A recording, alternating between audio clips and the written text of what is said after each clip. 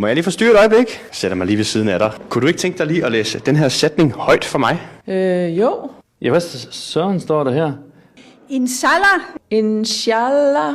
Inshallah. Inshallah halal amam. Det er jo ikke dansk, det her. Inshallah, imamen skal kaldes Shawarmaen haram. Fordi den ikke er halal. Og hijab. hijab.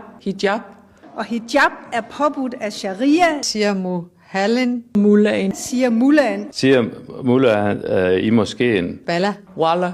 Wallah. Wahal. Det var da noget forfærdeligt sprog. Det er jo alle sammen ord, der er en del af den danske ordbog. Hvad synes du om det? At det intet har med dansk at gøre. Jeg synes, det er jo helt forkert. Alt talt. Altså, halvdelen af ordene kender jeg jo ikke. Dansk er dansk, og arabisk er arabisk. Den danske ordbog, den skal vel indeholde danske ord.